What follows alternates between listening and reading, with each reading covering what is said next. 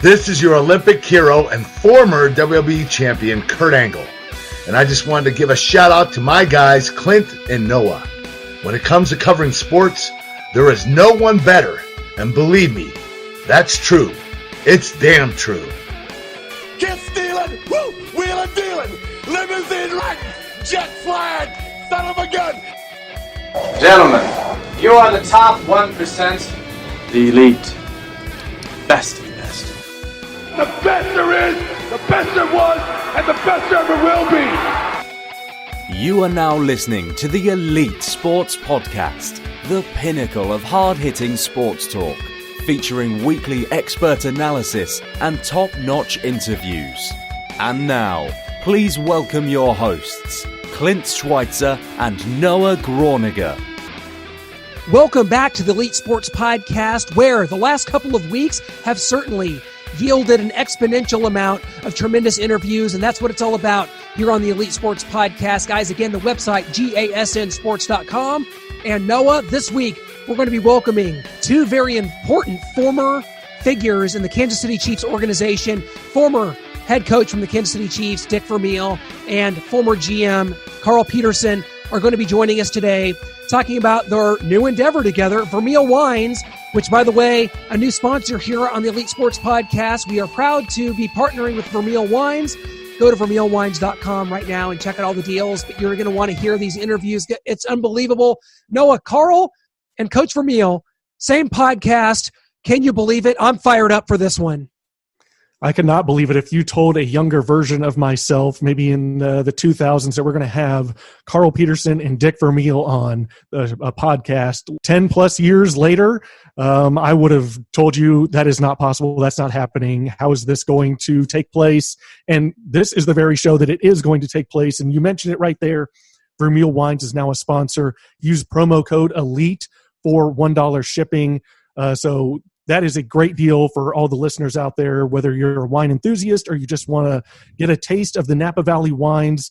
Definitely go to vermeilwines.com, hit them up, use our promo code ELITE, and get that $1 shipping. Definitely take advantage of that. But man, this show, Dick Vermeil, we got to talk about the 2003 team, the great offense that he had here, but the woeful defense, the no-punt game against the Colts that year in the playoffs. Priest Holmes fumbles, Tony Gonzalez gets an offensive pass interference, or maybe we can win that game. Why didn't he kick an onside kick late in that game? And Carl Peterson, all the years, all the greats that he drafted here, Tony Gonzalez, Will Shields, Derrick Thomas, just some Hall of Famers to name there that he drafted.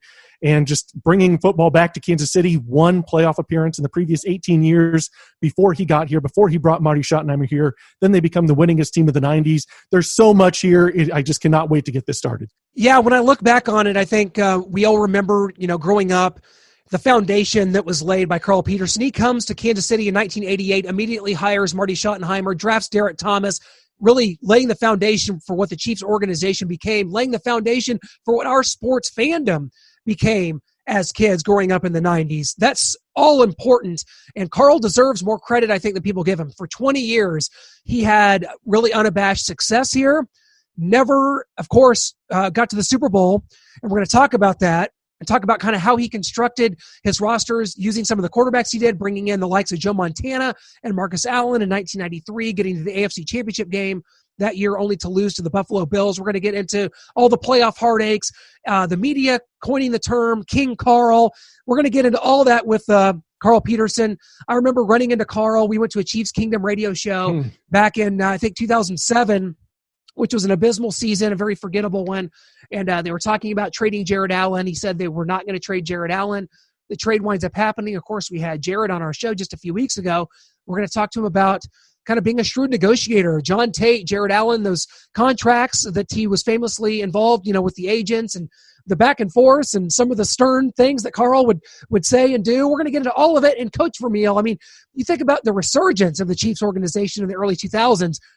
After 1997, the Chiefs would not make the playoffs again until 2003. That great team led by Trent Green, Tony Gonzalez, Priest Holmes, Tony Richardson, Eddie Kinnison, Johnny Morton, and that offensive line, Willie Rofe, Casey Wigman, Brian Waters, Will Shields, and John Tate. We're going to get into all of that and kind of what happened. Why were they unable to build a defense to match that? And something tells me, Noah, the coach is going to remember each and every one of those details that you just mentioned about the no punt playoff game against the Colts, as that would wind up being the only playoff game he coached here in Kansas City as he retired after the 05 season. Actually, a very solid, well-balanced team in 05 that just didn't make the playoffs because of a tiebreaker to the Steelers. Steelers go on to win the Super Bowl as a wild card. Coach Vermeil retires. In comes Herm Edwards. And we had to wait basically until 2013 to get this organization back to where it needed to be, finally reaching the summit of the Super Bowl. Yeah, you mentioned it. After 2012, we needed to get back to where we wanted to be after that abysmal season with Romeo Crennel and just everything that happened going 2-14. And the Chiefs were looking for a new coach after 2012, and Clark Hunt called Marty Schottenheimer. He called Dick Vermeil. He asked for suggestions. We're going to ask Dick Vermeil about that because apparently he gave names like Bill Cowher, John Gruden, and Andy Reid. And then Andy Reid called Dick Vermeil and asked him, what about Kansas City? So we're going to have to learn what Dick Vermeil told him on that phone call that made Andy say, yeah, Kansas City is going to be the right place for me. And we're going to have ask Carl and Dick both about Kansas City today. They have a relationship with Andy Reid and just what their emotions and what they felt, and if they talked to Andy after that or during the playoff run. The Chiefs bring back the Lamar Hunt Trophy to Kansas City. Lamar was the owner with Carl and Dick for a time. And then they do bring back the Lombardi Trophy for the first time in 50 years, and just their emotions with that, finally seeing the Chiefs reach the pinnacle, reach the mountaintop, like you said, and are Super Bowl 54 champions. Well, let's not waste any more time. Let's get into it. First, former Chiefs, Rams, Philadelphia Eagles, UCLA Bruins head coach Dick Vermeil. We want to go ahead and welcome him to the show right after this. Bring a spectacular piece of Napa Valley right to your doorstep today with Vermeil Wines.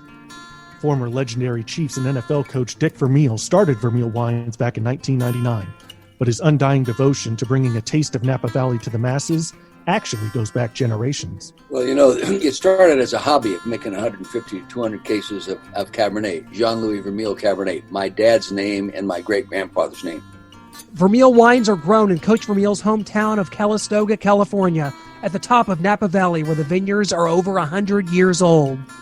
Browse all the signature wine options or become an official member today at VermeilWines.com. Choose from 3, 6, or 12 bottles and enjoy a 15% savings with shipments each February, May, and September. You'll also get access to exclusive offerings and events such as virtual wine tastings with Coach Vermeil himself, as well as member-only wines. Try the Signature Club where you get 1 case per year, a 20% savings, 4 bottles of each Cabernet. These are the highest rated wines at $1 shipping all year. To join, visit VermeilWines.com now or call 707-254-9881. Use promo code ELITE for $1 shipping on 3+ bottles of wine. This will also apply to your first wine club order if you mention ELITE at sign up. Hey, thanks so much for joining us. How's everything been going? Well, it was a hectic day. Anyway, I did have you down on my calendar, okay? But I screwed that up. But I didn't recognize the email. You did send it, so it's all my fault. No, we can't. No we can't possibly heap any of this onto you, Coach. It's been too long of a couple months to heap any blame on anyone. This has been crazy. How have you been holding up? Are you keeping in high spirits? No, very good, really. I've actually enjoyed having an empty calendar. I didn't realize how much fun you could have with spare time. It's been unique. It's been a good experience. I love those helmets. Thank you. Yeah, you recognize those? You bet. They carried me, those helmets did. Well, we had Carl Peterson on earlier in the day, and he's already sending us some Vermeil wine. So we already got ours coming, so we don't even hold him to it now. Right, exactly. Oh, we will. Don't let him forget. Yeah, well, we're not going to get it quite in time to do the online. You get to do if you buy the certain package, you get to do the online taste test with you, right, Coach? Yeah, I have that in 55 minutes. Oh, and that's another one. That's the other one. That's the signature series, the 3 leading cabs. Tonight we have one with the club members. That's tremendous. Yeah. Well, it's the first time I've done it, so we'll see how it goes. Interesting. Oh, I want to urge everybody, all of our listeners, to go to VermeilWines.com. You can get all the information. And you guys have such a plethora and an array of different price points. And I think that's so key into this because there's a lot of people, like Noah and I, we're kind of beer drinkers by nature. So kind of take us through that. Right. Well, just kind of take us through some of your products and what you might suggest kind of to the average person kind of looking to dive into this whole wine thing. Well, it started as a hobby of making 150 to 200 cases of Cabernet, Jean-Louis Vermeil Cabernet, my dad's name and my great-grandfather's name. And then we did that. We were doing that when I was coaching the Chiefs for fun. And then we turned that into a business. Some friends with real money that didn't mind losing it said, let's turn the whole process into a business. Now we're making 2,500 to 2,800 cases a year. Wow. 3 leading Cabernets, a blend 34 for Super Bowl 34, the Roma Numa, a Sauvignon Blanc, a Chardonnay, a Zinfandel from a 111-year-old vineyard. And we make a little Syrah for our club members and a little Charbonneau, which we're in tonight's wine club tasting. We're going to be tasting the Charbonneau, there's only 80 acres of Charbonneau in the United States. And it's different.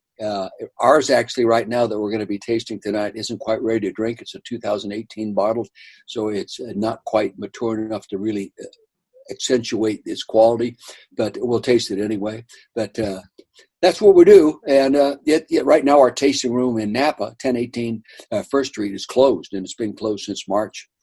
Our online sales have been okay. Our wine club lost about 45 members because of the pandemic. We were up to about 375 at one time, and it was growing. Our best 2 months in the business were January and February. Then all of a sudden, wham! But we're not crying about it. That's what the whole world's suffering from it, and we can handle it, and we'll move on. Yeah, absolutely. No question about it. I love that emblem on your shirt there. The Mizzou one? No, the other side. Oh, I was like, I know you coached at UCLA. I didn't know if you had any ties to Mizzou or not. But we had Carl on earlier. We talked about kind of your time here in Kansas City. But I want to take you back to 2001 because you had won the Super Bowl with the Rams and following the '99 season, and you decided to retire again. Obviously, you and Carl Peterson, have ties dating back to the '70s. Why Kansas City? Why that time? You'd already retired for like 14 years before going back to the Rams. So why did Carl just dress it up that much for you? And how did it work? First off, after a few months after retiring from the Rams, I recognized that I probably shouldn't have done it. It was an emotional decision. My family wanted me home. We were able to do something that we'd always tried to do, is win a Super Bowl. I also had a trophy on my back desk here behind me when I was Coach of the Year first time, and everybody on it had been fired after winning the Coach of the Year, and I didn't want to end up one of those guys, and the opportunity to go out on top and turn a program over really ready to play well to somebody who was doing a good job like Mike Martz sounded like a good idea. It was a mistake. I don't sit wallow in my tears about it, but the reason I went back is Carl Peterson and Lamar Hunt. And Carl and I are very, very close. And Lamar Hunt, I had great admiration and respect for him. He's the number one owner in the NFL in history, in my opinion, in all the overall qualities. Humble, allows general managers and presidents to run the team, coaches to coach, and enjoys every minute of it. And he asked me permission to come into a team meeting. I said, Lamar Hunt, you own this team. You own this team. And to work with Carl, I have admiration and respect and love for Carl Peterson. I've known him since he was a kid when I kept him on the UCLA staff when I took the job. And he's always done a better job than I thought he would. I mean, he takes a great job but makes it better. He did the same thing in Kansas City. And what he did there, I don't know if it's totally appreciated, but he did a wonderful job for Lamar there. Now, they didn't win a Super Bowl or many playoff games, and that's how everybody is evaluated based on a few ball games. But over the time, he did a wonderful job in Kansas City. And something, guys, Kansas City is a wonderful city. Yeah, they have passion as they do in these other cities. They're not quite as intense. I don't know if they have a mean streak like some cities have, and I enjoyed the 5 years there probably as much or more than any city I worked in because of the people, because of the ownership, because of Carl Peterson, because of the players. Hey, look at this right here. That's Will Shields shirt. Okay? Yeah. Yeah. How can you do any better than a Will Shields? You know what I mean? Absolutely. So it was a great experience. The Eric Hicks, the Trent Green, and all these people I'm still in contact with. Casey Wigman, these guys, I'm still in contact with them. They're like my family, those guys are. And Willie Rofe, my God. So it was an experience that went beyond my own expectation. My only disappointment is I didn't do a good enough job or help people do a good enough job to present the Lamar Hunt Trophy to Lamar Hunt, because he deserved it long before now, and Andy Reid came in and got it done, which I love the guy.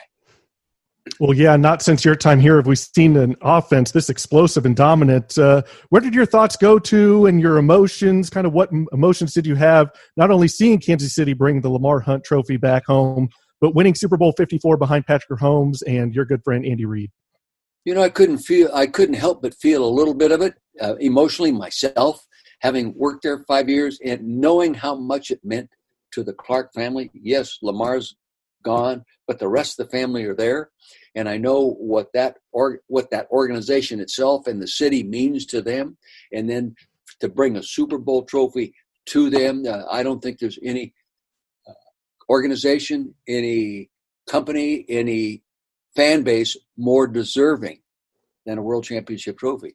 And Andy Reid did it, and I have great admiration for Andy, and I have for a long time. I consider him a good friend, and I'm a big supporter of his. And he's a remarkable coach, and he's already proved it. But to win the Super Bowl now, he's really backed up what everybody believed in the first place. He's a remarkable coach.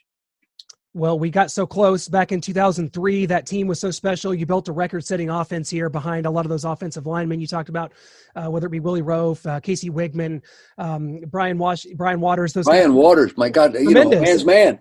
Right? Yeah, absolutely. Tony Gonzalez, you built that offense, and Holmes. It was something. You developed Dante Hall into a dynamic player, into the X factor. Just kind of take us back to that and your kind of idea of how you wanted to build this football team. Obviously, you've got Al Saunders to run the offense. He's familiar with all this. And then your buddy Greg Robinson's on the defense. And the defensive side never quite caught up. And that's kind of where we fell short there. And that's, that happens. That's football. But just kind of take us to that.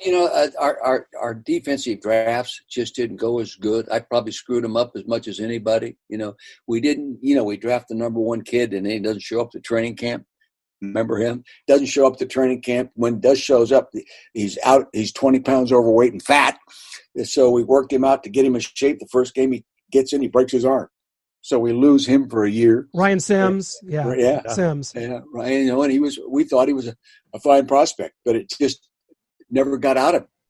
We never got anything out of it, really. So that hurt us, and a couple other choices we made, it didn't end up being good choices for us. And that hurt us. We could never get the defense anywhere close to the quality of the offense. The offense over that 5 years period, you take all the numbers out, and they were the number one offense in football, thanks to Al Saunders and Charlie Joyner and Mike Solari and these guys. They did a great job coaching those kids, and I just appreciate them and respect them very much. And we worked hard. We worked very hard. But you can only outscore so many teams. Right. Sooner or later, it catches up with you. We couldn't play. If we would have been matched up against somebody other than Peyton Jordan, my God. Peyton Manning. Other than Peyton Manning, we might have been able to excel and go on all the way into the next one. We weren't a good matchup because of him. We just couldn't rush a passer hard enough to prevent him from throwing accurately, nor could we cover efficiently enough to prevent him from beating us. No, that's still the only playoff game in the history of the league that no team punted. No punts. Yeah. And we score and get the long run and a fumble. And I think Priest Holmes had 147 or 170 something yards rushing. Oh, yeah. We did. If Tony Gonzalez gets a touchdown pass call back for shoving off today, that would be a joke. It wouldn't be called. Okay. But all these painful memories, Dick. In 2005, we had a playoff caliber team. Sure. In 2005, if that 2005 team gets in the playoffs, as we played the last 6 or 7 games that season, we're a contender. We win 10 games and don't go. I'm glad they're changing the rule. Finally changing the rule. But that was a good football team. It was you never know once you get into those things. there are teams that have won the Super Bowl had 9 wins. Where were Yeah. they all season? When they got in the playoffs, they were better. We had 10 and didn't get in. Yeah. You know, and I'm still a little pissed off about it. Yeah, I know. The Steelers We got are in. too. Yeah. Yeah, the Steelers got in that year over, I think, on a tiebreaker, and they wound up winning the Super Bowl. They Yeah. were the other wild card team that took our spot. So that Well, shows you how crazy it is. All the more power to them. Yeah, that's the way it You know, is. we talked about 2003, that playoff game, the no punt game against the Colts. Did you think about kicking an onside kick? What was the conversation like? You kicked it off deep to Peyton Manning. It's a good question. I was never really aggressive in that kind of thinking. If I went back today, I might be more so with analytics and all these different things and all the coaches trying these things on 4th down and different things. Eventually some of that rubs off on you. I was more the old school, do the most obvious right thing now. And don't gamble. If you want to gamble, go play poker somewhere, because if it was a sure thing, they would call it sure thing taking rather than gambling, Yeah. So I didn't, but I think today, if I were to do it over, I would consider more change up things other than the basic routine of handling those different situations. Do you think Trent Green gets enough credit because he threw for 4,000 yards, 4 consecutive seasons? He's the Chiefs give up a first round pick to get him and the second round pick to get you in 2001. So those were our first 2 draft picks, you and Trent Green. Just talk about him as a person, as a player. He's turned into a tremendous broadcaster for CBS, and I know you know a little something about that as well. Well, I have great admiration for him. This guy, I'm very close to Trent. We stay in touch, and I know what's going on with him and his family and his boys and all his daughter. He's very close to him, and and I of course had him at the Rams. We'd have won the Super Bowl with him. I think I really believe that. Very fine player. That's why we gave up the first round pick to bring him there. Right. I don't know how many people would have done that. Thankful for Carl and Lamar Hunt allowing us to do that, but he played well, and I can't understand why he's not in the Hall of Fame there yet. I just cannot understand what a guy has to do to prove he belongs there. But sooner or later, they will acknowledge it. Brian Waters went in last year, and yes, he belongs there, But Trent's a very special player. In all the players I've coached in my career, he would be right up there with the number ones. And when you put a total package together, regardless of Hall of Fame, regardless of All-Pro, regardless of pass percentage, you put it all together, he's an unbelievable package. Great package. You know that. Yeah, we certainly do. Going back to a certain game in 2002, you start off the season in dramatic fashion against the Cleveland Browns, and here in Kansas City, that game is known as the helmet toss game, where Dwayne Rudd thought he had Trent Green sacked, takes his helmet off, tosses it, and then you see John Tate lumbering down the field. Morton Anderson gets to kick a game-winning field goal on an untimed down. What do you remember about that game, the back and forth between you and the Browns? I couldn't believe it. I was involved with the Miracle, the Meadowlands, in 1978. So something good is following me around, I'll tell you that. And, I always feel sorry for the other coaching staff in those situations. There's a little humbleness about that because you know how you would feel if you were in the same situation. You win the game and lose. Hard to win the game and lose.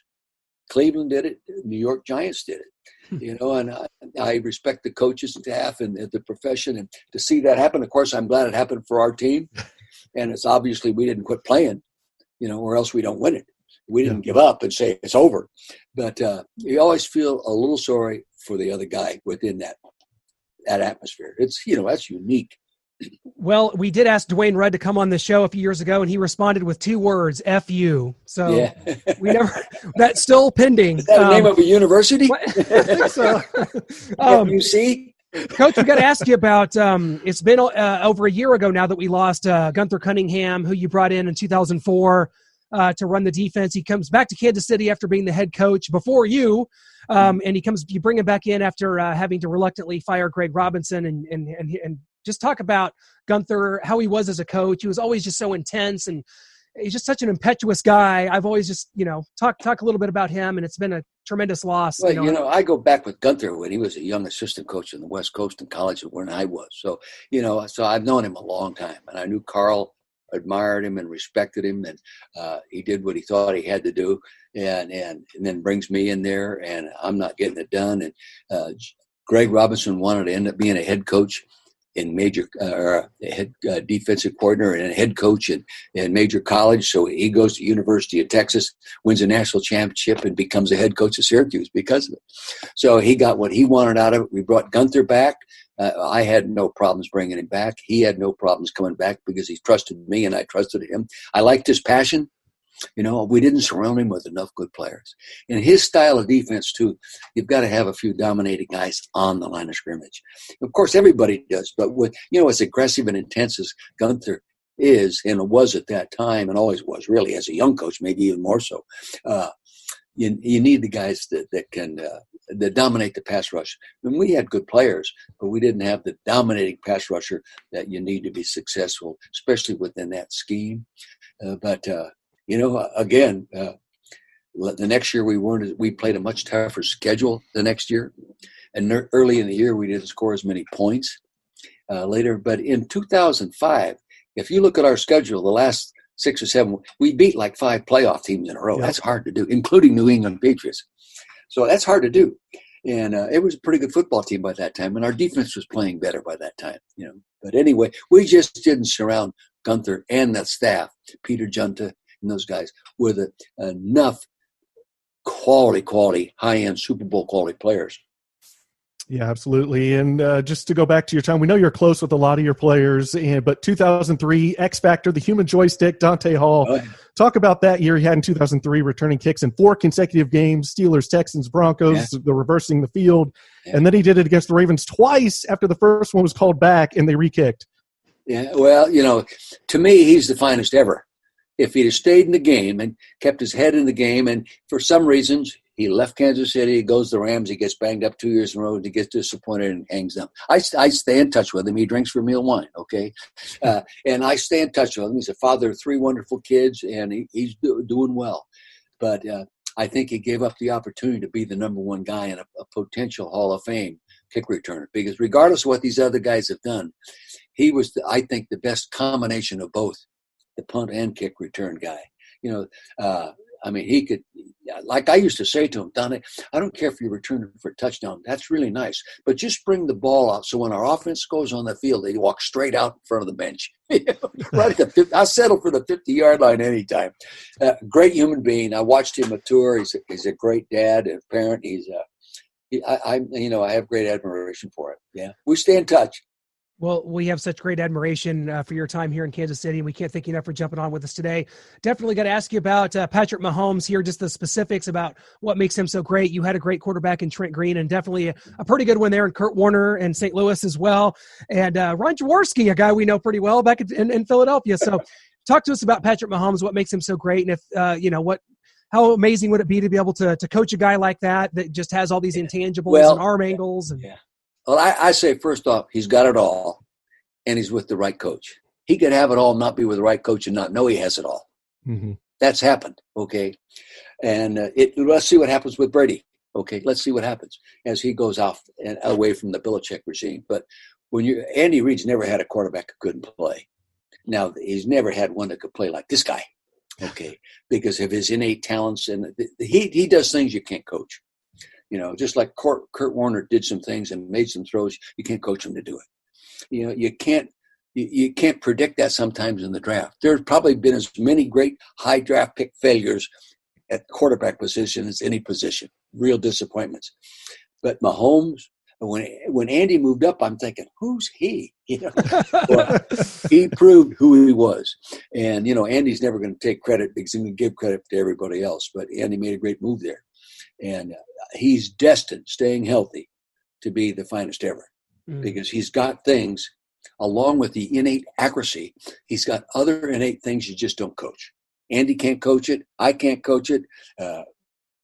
Vince Lombardi can't coach it. He's got it, and to keep him healthy, surround him with the right people, he's going to win some more world championships.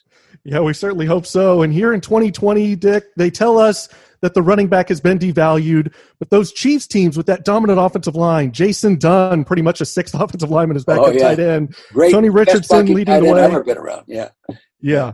Priest patience, allowing blocks to set up. Do you think the devotion to and the execution of the run game still has a place in today's NFL? Oh, yeah, sure. Tell me a running back isn't valuable when you hand it off and he goes 60 yards for a touchdown. It's still 6 points. I don't care if you throw a 60-yard touchdown pass or a 60-yard touchdown run. It still counts the same. And I think you got to be very, very careful of underestimating the contribution of a great running back. Now, there's a lot of good ones, not a lot of great ones. I think the 49ers will bring back the true running game to the NFL. And you'll see more people follow their lead. They're a downhill running team. They come off the ball. The offensive linemen have weight on their hands. They knock you off the ball. They don't try to open the holes or horizontally. They open them vertically, push you off and move you. They get onto the second level. They're mobile, tough, and they run the football. And see, now the defenses are so used to everybody throwing the ball 45 times, 50 times, and running 20 that I think I think they're going to start a trend. I really do. To coming back to how many teams used to do it. Yeah, for sure. I mean, their run game was strong last year, and they're just going to continue their ways. And you've been so gracious with your time here, Coach. Just one last thing before we let you go. When the Chiefs were looking for a new head coach after 2012, Clark Hunt called you and Marty Schottenheimer to ask your opinions. You were said to have given him 3 names: Bill Cowher, John Gruden, and, of course, Andy Reid. Take us back to that time when Clark called you and asking about coaches, and then when Andy ended up calling you as well, asking about Kansas City. Well, I don't want to take any credit for it. Clark Hunt did this, and Clark made the decisions. He asked a question, and I gave him those 3 names. And he said, those other 2 guys I don't think want to coach it. I says, I know Andy Reid does because I talked to him, and he's a friend, and I know he wants to coach, and you just couldn't hire anybody any better. And I also said, I don't think you can afford to go any other direction. You've got to get a guy that's done it before. And, Clark stepped up and did it. They met and talked. Andy called me. What do you think? I said, take the job.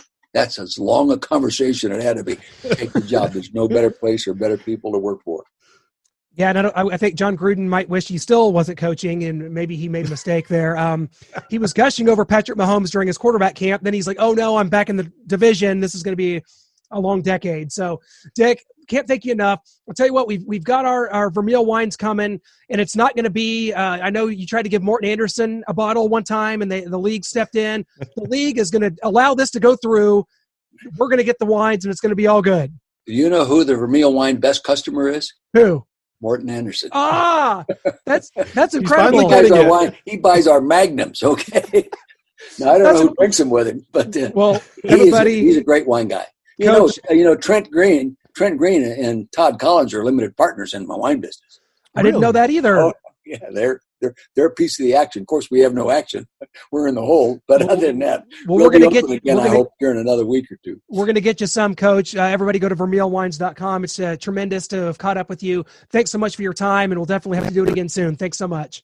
All right, I apologize for screwing you up. Not at all. Thank you. No problem. No worries. It was an honor. Thank you, Coach. That was unbelievable. What a pleasure that was, especially having Coach join us on Zoom. And guys, you can do that too. If you become, a member over at VermeilWines.com, you can have virtual online wine tastings with Coach. I'm in. We got our wine on the way. And, especially during these crazy times and, there's no concerts. A lot of travel plans have been canceled. A lot of people are staying home, drinking more. You know what? I need to learn more about wine. I'm gonna be honest with you. I'm kind of a beer guy. I'm gonna learn more about wine. I'm gonna delve into it. And Coach Vermeil put me right in that mood. And I tell you what, I can't wait till our next wine tasting, our virtual wine tasting with Coach, because that was truly incredible. Like you said earlier, to think that our college age selves, being 19, 20 years old when the Chiefs made that run in 2003, that someday we'd be doing a podcast and Dick Vermeil would be joining us. Man, there's some times where I really just am in disbelief. I've got to kind of pinch myself. That's why this show is called The Elite. Not because of our opinions, not because of what we say or do, but because of the guests we bring on, and we bring those on for you guys. So I hope you enjoyed it as much as I did. Noah, that was awesome. And truly one of those, I can't believe this moments. Yeah, it really is. We've been doing this since 2012. We've always wanted the expert opinions, the elite takes in sports, and that comes from people that played the game, coached in the game, were general managers, were a part of the National Football League, or a part of college football. We do that as well. So we wanted the opinions of people that are in there, in the trenches, broadcasters, analysts, all of them. And so that's why we are here, and that's why hopefully you are listening weekly to the Elite Sports Podcast, because we bring you interviews like this. We've got Dick Vermeil. We just heard him talk about, he gave those names to Clark Hunt of Bill Cowher, John Gruden, Andy Reid. And Clark Hunt said, well, I don't think Bill Cowher and John Gruden are going to want to leave their studio gigs. And so Andy Reid was the man, and Andy called Dick, and Dick told him, look, Kansas City's the place you want to be. They're passionate. It's under great ownership with the Hunts. So that is where you want to be. That's where you have to be. You need a change from Philadelphia. Your time has kind of run its course there, and you need a new spot, and Kansas City's perfect. And so that's why we got Andy Reid, and that's why we feel like Dick Vermeil has a little bit of a hand in this Super Bowl. He helped get Andy Reid here, and so we are Super Bowl 54 champions in a small part thanks to Dick Vermeil. Absolutely. Thanks, Coach Vermeil, for that. Well, let's keep things moving right along here. We're going to take you to our interview with none other than Carl Peterson, who was the Chiefs GM for 20 years. We're going to go really in-depth here and talk about his decision to hire Marty Schottenheimer back in 1989, drafting Derrick Thomas and beyond. Guys, this is a tremendous interview, and we're so happy to have done it. I hope you enjoy it. Carl, how's it going, my friend? It's so great to have you. How's it been going? Well, it's been going well. Sequestered here in Kansas City. Yeah, there are worse places to be, to have to hide out in, I guess. How have you been holding up? You keeping the spirits high these last couple months? What's it been like for you? Oh, it's been fine. My wife and I, we have a lovely condo here on the Country Club Plaza, and with a big cat. Most of the restaurants have had takeout, so we eat out almost every night anyway. But beginning to get back to normal a little bit. Last night we had dinner at Capitol Grill, and that was great. Nice, yes. I'll tell you, 2020 started off so wonderfully. A Chiefs Super Bowl victory, first one in 50 years, Carl. What was your emotions like when that occurred? I mean, what from your perspective, what was going through your mind as that all happened? Well, I was thrilled to death, first of all, but specifically for three people. The guy that hired me and was the best boss I've ever had, and Lamar Hunt, and obviously his lovely wife, Norma. We've been to all 54 Super Bowls, amazing. And then a longtime 30-year friend, Reed, our head coach here. Andy's done a marvelous job. So we were at all the playoff games, which were exciting as heck at Arrowhead, and then we went to the Super Bowl in Miami, and even went to the post-game party and the parade. So I felt so good, frankly, for so many people that are still there. My last draft choice, I did let go Dustin Colquitt, but trainers, equipment guys, video, all the rest, and felt so good for them, the scouts, etc. Well, I feel like Carl, I truly believe that without your contribution to this franchise and bringing winning football back to Kansas City, maybe this doesn't all happen. We don't get Andy Reid. We don't win this Super Bowl, and we don't have Patrick Mahomes. So this should be just as part of you, like this Super Bowl victory, as the current members of this franchise. So I just got to say that to you, and thank you for everything you've done. Well, thank you for that. I did take the occasion because there were a lot of ex-Chiefs at the games, obviously, at the Super Bowl, at the parade, and so forth. Every one of them, I said, hey, thank you for your contributions because you did pave the way for all of this to happen. And it was a great experience for me and all those guys involved, players and coaches, staff, to bring back the pride of the National Football League to Kansas City, and specifically, again, for Lamar and Norma Hunt. I was thrilled for them and for her. And I'm just sorry that Lamar wasn't here to see it personally, but I know he was there in spirit. No question about it. And, of course, you were part of this franchise for 20 years. But before we get into some of that, I got to talk to you about your involvement in Vermeil Wines because we've got Dick coming up later here on the show. Can't wait to talk to him as well. But Vermeil Wines, this goes back generations in his family. And this is, a Napa Valley. And it's something that I remember him talking about when he was the coach here. How did you kind of get involved with this? I know you've known Dick for a lot of years. And I believe there's a package you can purchase which even gives you a live virtual testing with Dick himself. Maybe we needed to set that up with you as well. Is it too early for that? Well, I appreciate that. As you know, I was with Dick 3 times. Mm-hmm. First 2, I worked for him. The third one, he worked for me. But we never felt like we were working for each other. We were working together. I think it was in 98 that he said, listen, I've always wanted to do something a little bit away from football. I want to grow a wine and name it after my father and my grandfather, John Louis Vermeil. And of course, Dick grew up in the Calistoga area in the Napa Valley and still has family there. And so he said, would you like to get involved with me? And I said, sure.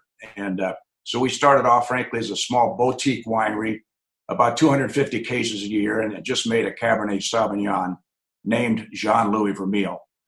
But then when he retired for the third and last time from the Chiefs, his last 5 years as a head coach in the NFL was with us, and it was a great thrill to have him as my coach. Myself and a couple other partners who've been involved with Dick said, why don't we try to make this into a business? So we got a business manager, obviously with a wine maker and so forth. And we're up to about 4,000 or 5,000 cases a year, and have enjoyed it. We got 6 varietals, 2 whites and 4 reds, actually a few others. But Dick has really put himself into it. He's coaching again. He's coaching our winery. And he's always out there for the picking of the grapes in September and the crushing of the grapes in October. And he's a hands-on guy, but we've had a lot of fun with it. I've done a lot of wine tastings, wine dinners with him, and he does them all over the country. And so it's been a great experience, a lot of fun. It's a very competitive business. I would tell you there's almost 500 wineries and vineyards in the Napa-Sonoma area. But we think we've got a great wine, and Dick, of course, brings such prestige to it.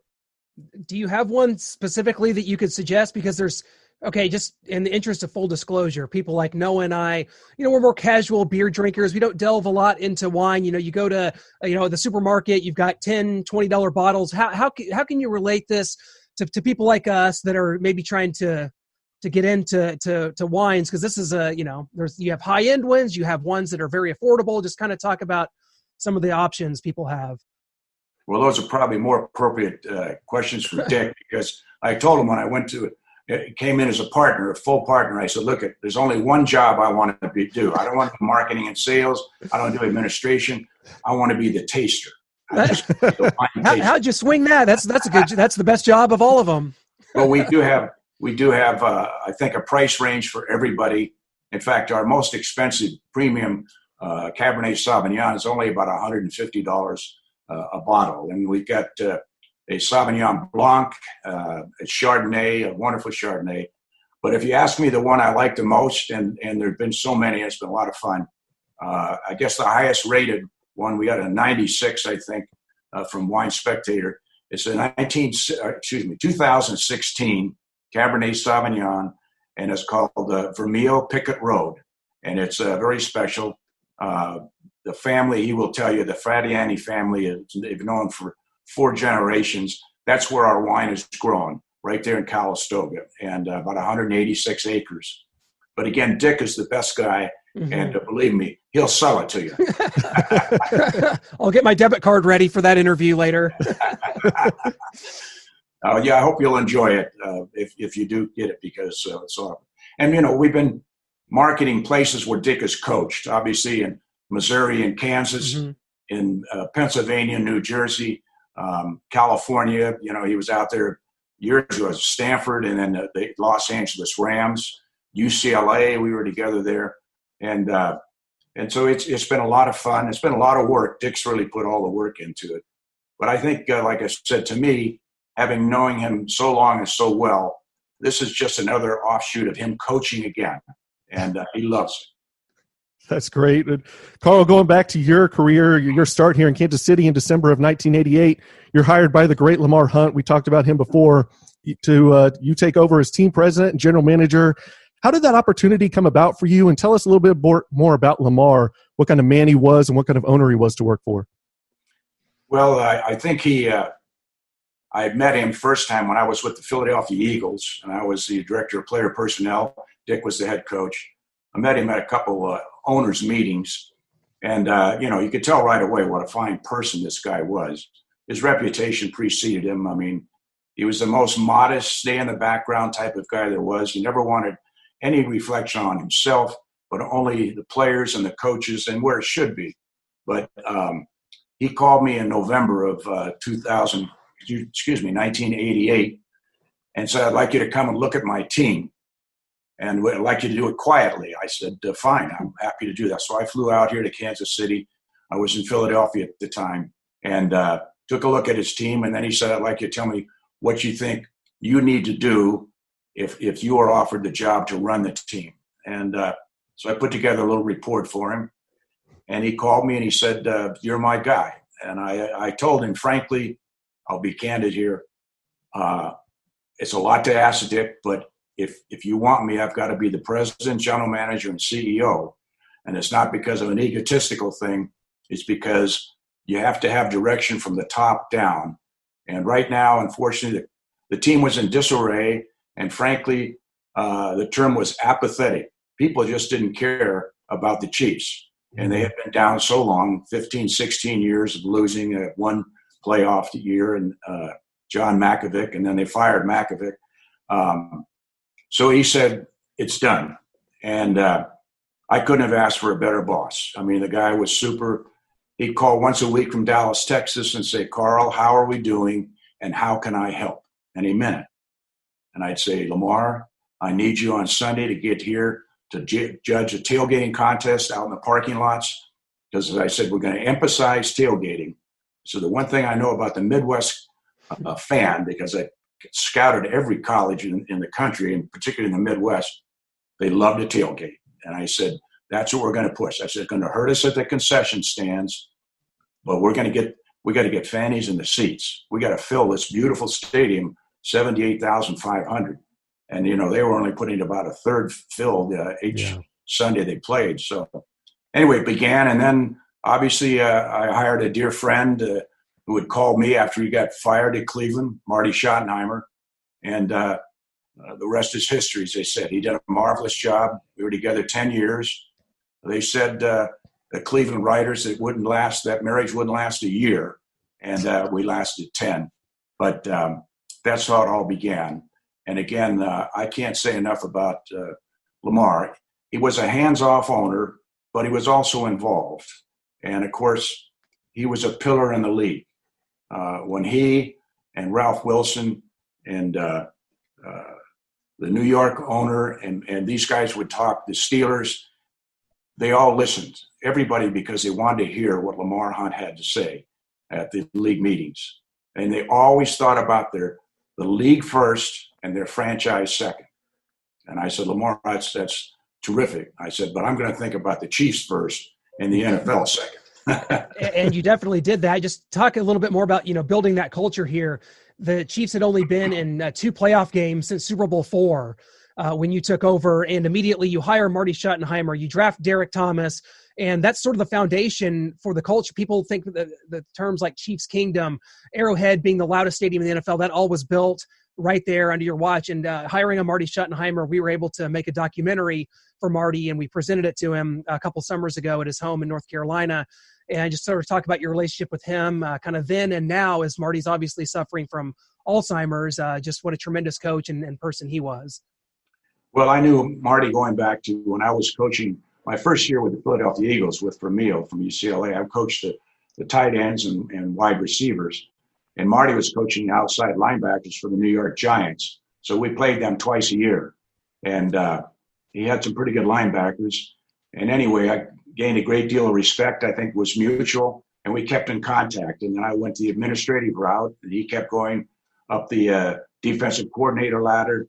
And then to Cleveland as a coordinator. And then eventually the head coach. I knew I wanted to hire a seasoned, experienced veteran head football coach that had been a winner. And Marty had been to 2 AFC championship games. He had won 4 division titles at Cleveland. He did a great job. Frankly, Art Modell did us one of the biggest favors there was by firing him. And he called me, this was Marty, in early January and said, listen, I know you're looking for a head coach. I'd love to interview with you. I said, you're on. And we interviewed a couple times. I was interviewing a couple other people. But my mind was pretty well made up. And I said, I'm going to call the owner. And Lamar said, Carl, if you think that's best for the Chiefs, let's do it. That was his line all the time. And I said, this is the right guy. Marty came in. We hit the ground running. The fans were hoping that we just might be competitive. maybe a 500% season. And we went 8-7-1. We had a winning season. We were a half a game out of the playoffs. And then, of course, for the next 7-8 years, we're in the playoffs every year. Outstanding football coach that really could deal with young men, and they would trust him. And that's what I think Marty's watchword was. He wanted to gain their trust. And when he had that, then they would do anything for him. The first draft was obviously, I had hired a defensive coach, and I knew what he would want.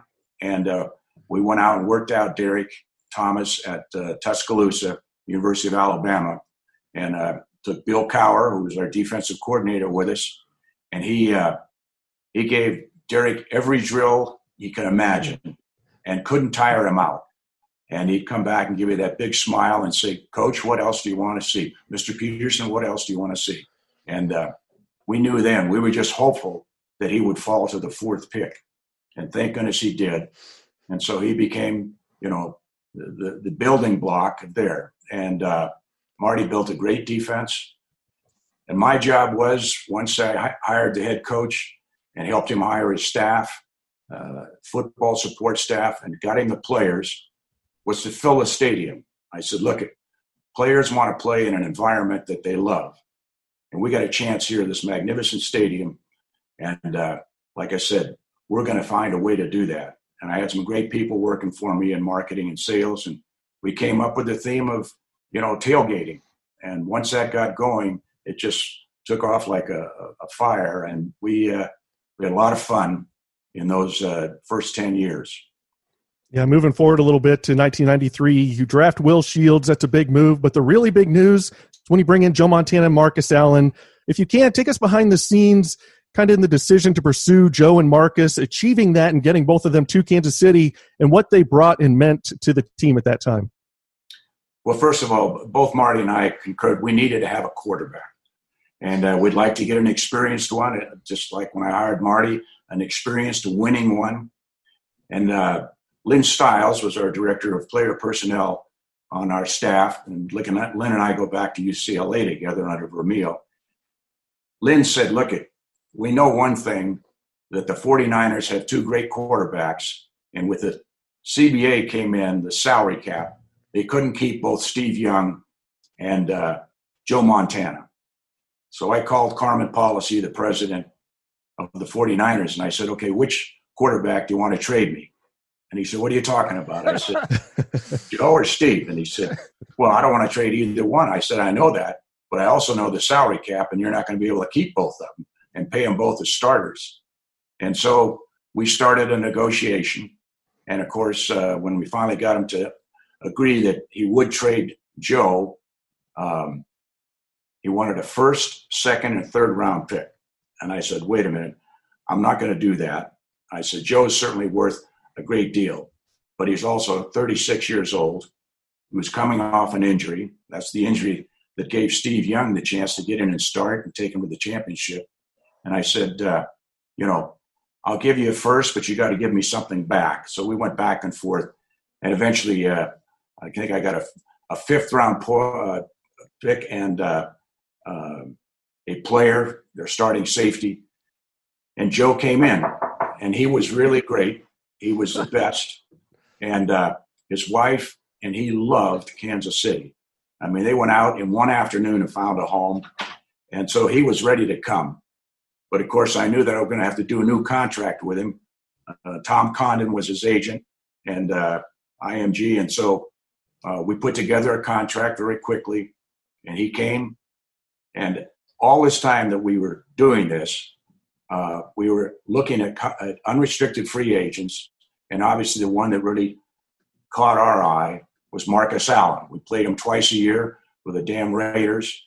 And he was leaving. There was no question about that. He and Al Davis did not get along. And so we're recruiting him as well as some other teams were recruiting him, but couldn't trade for him. I had to convince him this was the best place for him and with a contract and so forth. And when the trade was announced that we had Joe Montana, I got a call from Marcus and he said, Carl, did you get Joe? And I said, we got Joe. He said, I'll be a chief. He said, for two reasons. One, he said, I've always wanted to play with Joe Montana. Almost every running back in the league wanted to. And number two, I get to play those damn Raiders twice a year. So we ended up with both of them. So that was our first and second round draft choice, if you want to say. And the third one was Will Shields, who obviously has gone on to a Hall of Fame career. But getting those two guys really pushed us over the top. And, of course, took us all the way to the AFC Championship game. Yeah, you mentioned it there, the success you guys had, beat the Steelers, beat the Oilers, get to the AFC Championship game against the Buffalo Bills. But 1995, we got to talk about it. You guys make the playoffs. You take on the Colts in one of the coldest games ever played. Steve Bono throws 3 interceptions. Lynn Elliott misses 3 field goals. The game's lost 10-7. But we've talked to James Hasty on this very show about that game, and he said after the game itself, him, Derrick Thomas, Marcus Allen, they locked themselves in the equipment room and cried like babies. It still kind of hurts him to this day, to where he felt like he let the city down and doesn't feel like he can come back to Kansas City. I mean, you hear those words, those emotions 25 years later. Now, maybe not quite to that extent, but do you somewhat share in those sentiments that James has? Oh, absolutely. That was one of the bitterest defeats I've ever been involved with, whether it was the college at UCLA or the Philadelphia Eagles, or obviously here in Kansas City. It was a strange day. It was an ice storm. And I'm going to make a controversial statement here. I'm not sure why, but our offensive coordinator decided he was going to throw the ball rather than run it. And I know that was one of the reasons that Marcus was not happy. And on an ice field, it just wasn't working. There were 6 field goal attempts that day. Their kicker made 1 out of 3. Mm-hmm. Our kicker made 0 out of 3, and that was the difference in the game. But you look back on it, and you like to think, well, things could have been different, should have been different. But that was, up to that point, the toughest game that I've been involved with the Chiefs. Yeah, James, when we talked to him, he said that Derrick wanted to go into the locker room at the halftime and go at Paul Hackett because of all that throwing that he saw. So. That's probably pretty accurate. But I would tell you that the one thing you take out of that is you appreciate how much these guys loved the game and loved the Chiefs and felt so terrible after that loss. I know that to be true, that a lot of them just went to their lockers or in the equipment room and just let it go, because it was so we knew we were a better team, but we just couldn't get it over the top. And that was also the case in 97 as well, playing the Denver Broncos. Now, we sat down with Marty Schottenheimer, and we had to bring it up with Marty. We said, Marty, Gannon or Gerbach, whose decision was that? And Pat looked over at us and said, just ask Carl. So 2 years later, here you are. We're asking you, Carl, Gannon, Gerbach, whose decision was that, and kind of what led up to that decision being made? Well, the head coach makes the decisions on who plays. I mean, that's always been my edict. I mean, I have certainly the final say on the 53, but once those 53 are decided, and of course, I'm going to take the head coach's input and all our scouts and assistant coaches and that. But then once the season begins, he has the keys to the car. And Marty, I think reflecting back, he didn't want to make a change of the starter, and he really he told me, frankly, that he had experienced that when he was a player at Buffalo with the Bills. And he said it tore the locker room apart, that the starter, who had been the starter all year, then got hurt and now came back healthy, was not given the job back.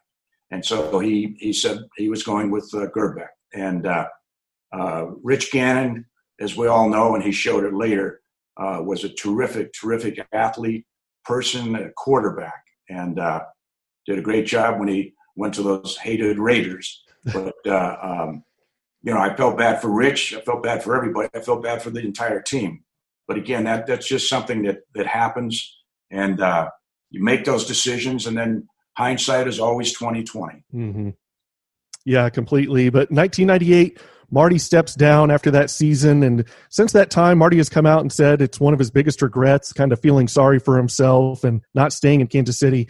How much did you and Lamar kind of push for Marty to stay, and how sad was it to see kind of the end of that magical era in Kansas City Chiefs history? Well, it was his first and only losing season with us, and I know that played a big part in it.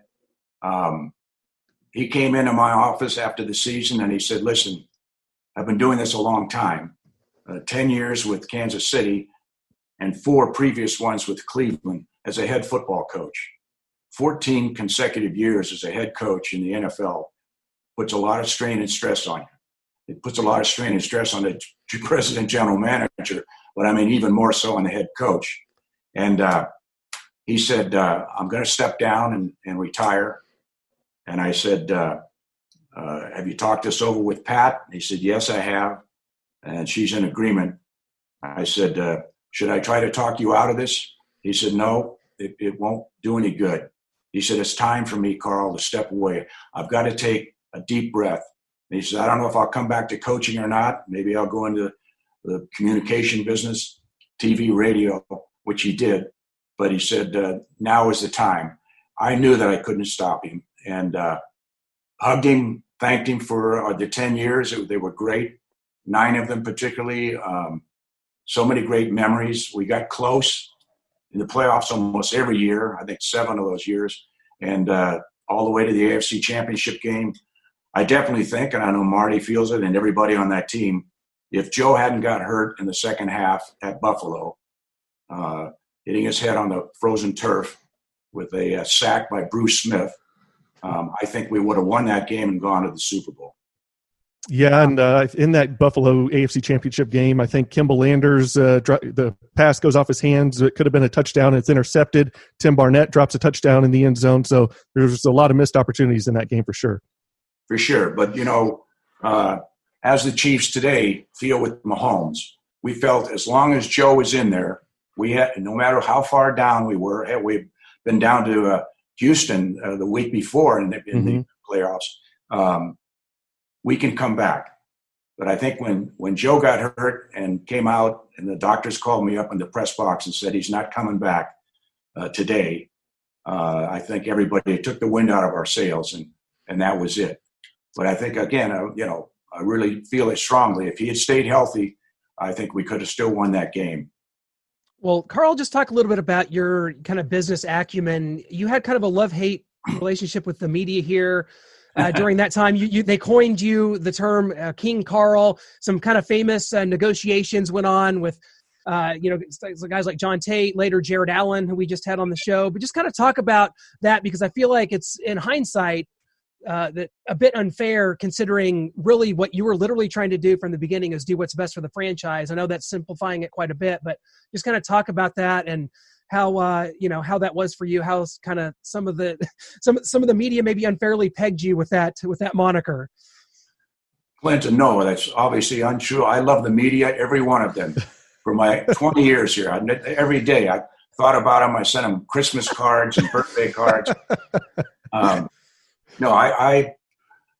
My problem with the media was don't speculate, write or talk or on television the truth. And if you don't know the truth, then don't speculate. And I think, and I know it's a tough job for you guys, and became even more difficult with the internet and so forth.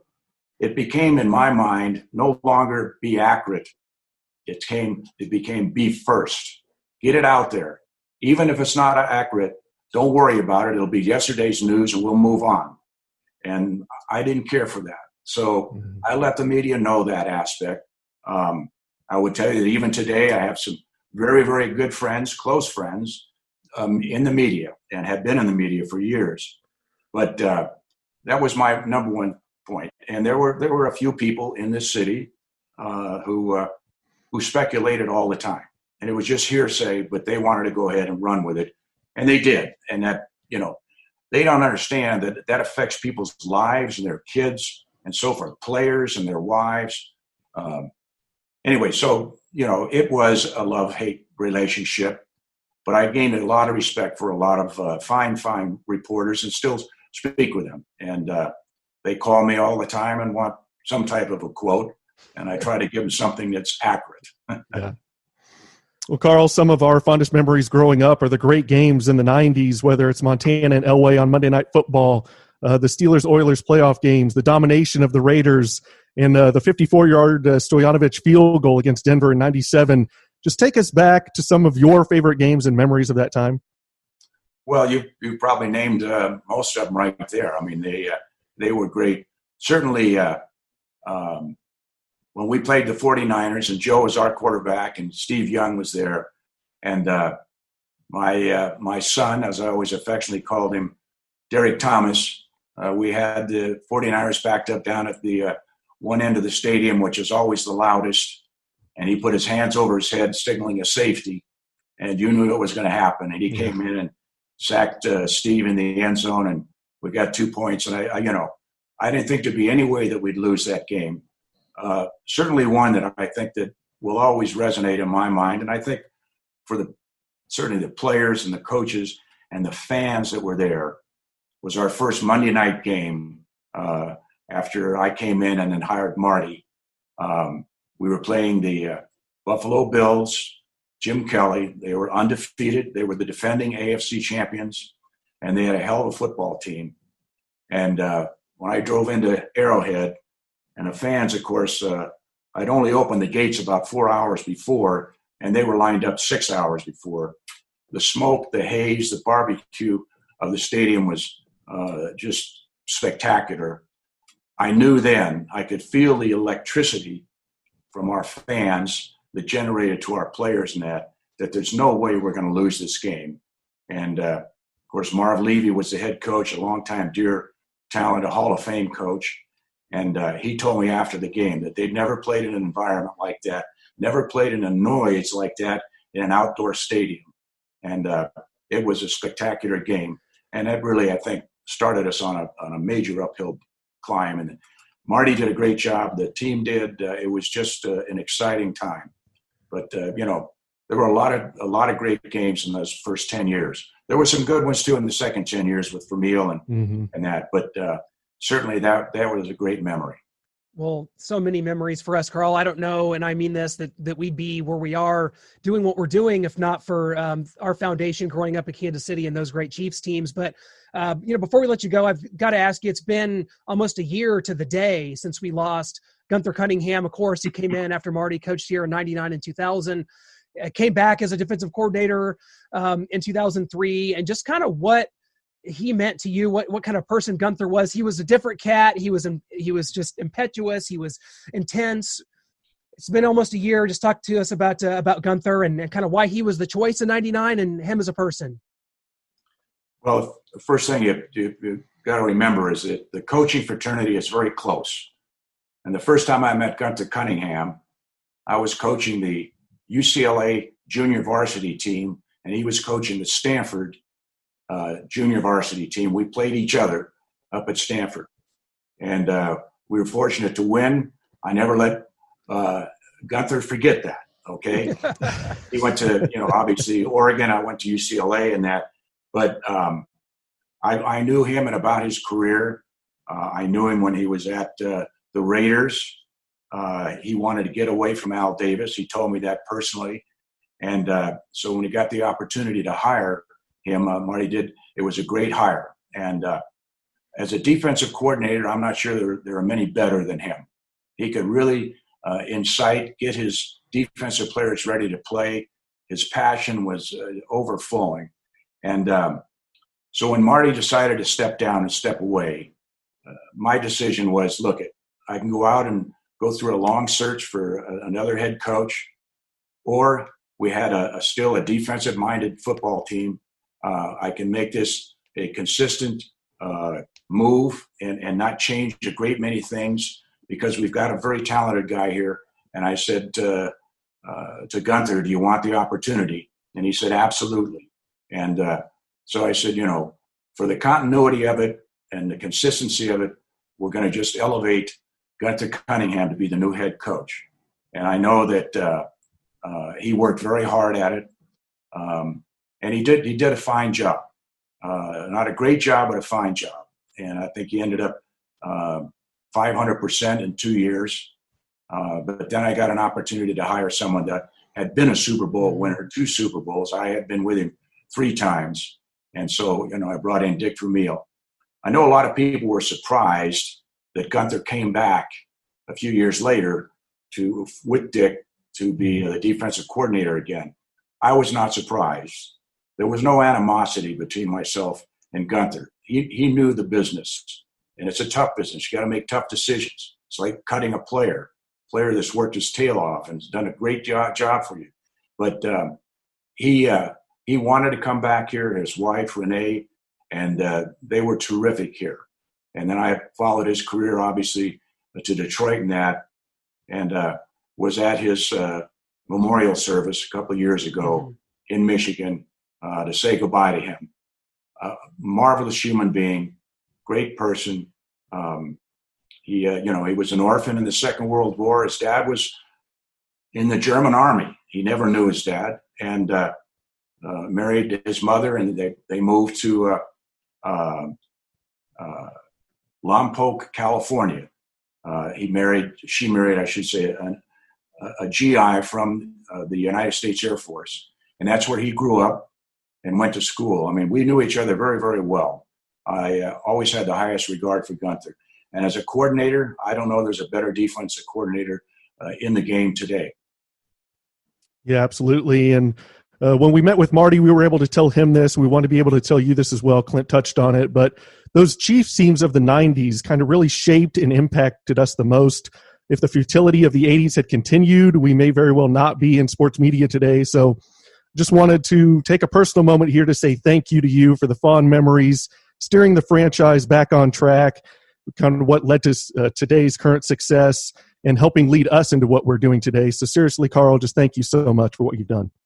Well, that's very kind of you to say, and I appreciate that. And I accept that for all the players and coaches and staff that were involved with us from 1989 till I left 2009 to hopefully help pave the way, like you said. And the obvious is the hiring of Andy Reid was one of the smartest and best things that Clark Hunt and his family could do. And I know that Dick Vermeil was very supportive of that, as I was. And I talk with Andy after every game. We're 35-year friends. And he and Mahomes are a great, great tandem.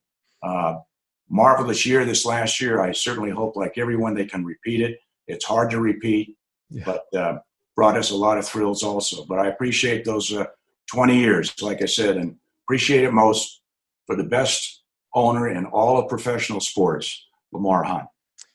Oh, Carl, so well said. Thank you so much for jumping on and doing this with us today. It truly means the world, and continued health and happiness, my friend. Let's get back to some level of normalcy here, and we'll continue normal things like just talking about the upcoming football season, hopefully in the near future, my friend. So thank you again, and we'll have to catch up again soon. Thank you so much.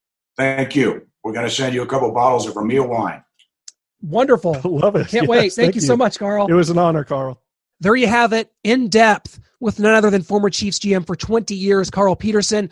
He pulled no punches. We talked about the playoff heartaches. We talked about the failures and the successes, because there was plenty of those. And I feel like Carl Peterson, in hindsight, doesn't get enough credit. All I remember is people calling him King Carl, raising ticket prices, parking prices, concession prices. But what he did, the culture he built, was so beneficial to people like us. Noah, I don't think I'd be sitting here right now with you doing this if not for what Carl built here in Kansas City from 1989 to 2008. Of course, the last few years kind of went off the rails a little bit, and there was a parting of the ways there, and it was probably time for a change of scenery for the Chiefs and for Carl. Hey, he was forthright. I got to say, he's a stand-up guy. I kind of wondered what some of his answers would be about some of that stuff, but man, that was so good. Wow.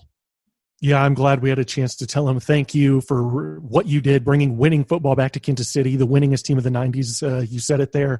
We said it during the interview. I'll say it again. I don't think either of us are here where we are right now if not for Carl Peterson and what he built and brought back to Kansas City in the way of the Sea of Red and Chiefs Kingdom and all those playoff appearances and winning seasons. So definitely great to be able to tell him thank you like we did to Marty Schottenheimer when we presented him with the short little documentary film we made for him and his family. And Carl Peterson is a principal and partner with Dick Vermeil Wines, so he's heavily involved in that, and we can't thank him enough for, you heard it there at the end, him going to send us a couple bottles of Vermeil wine. So we're going to wet our palates with that, experience wine in a way that we haven't before. This is from Napa Valley. So this is anything more than we have had previously. We probably had a little bit of wine in our lives, maybe some $13 bottles from Walmart or Quick Trip.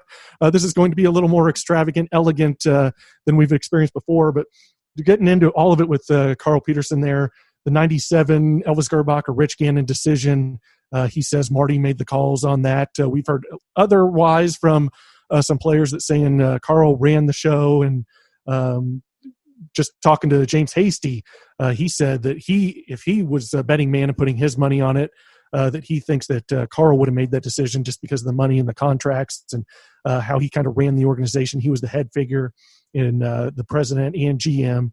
But you heard it from Carl right there. He says Marty made the final call on who was going to play or not play. And the 95 decision, we talked to James Hasty. If you haven't heard that interview, please go listen to it in our archives, but because he goes off. And you heard it in the interview saying that he just can't bring himself to come back to Kansas City. He still feels the pain, like he let the city down in 95. And we asked Carl if he shared those sentiments, and he said he does. And just powerful stuff there from Carl. And we cannot thank him and Dick Vermeil enough for coming on with us right here on the Elite Sports Podcast. Just tremendous, guys. If you like what we're doing, head to gasnsports.com. That's where all of our interviews are archived. If you want to see video of these interviews, we did it via Zoom, so the videos are there. Go to our website, gasnsports.com. You have all of our interviews, podcasts, articles. That and much more is there on our website. We hope you'll subscribe to this podcast on Apple Podcasts, Google Play, Stitcher, or Spotify. Tell your friends. Let them know that the Elite is absolutely keeping it rolling here into the spring and summer months.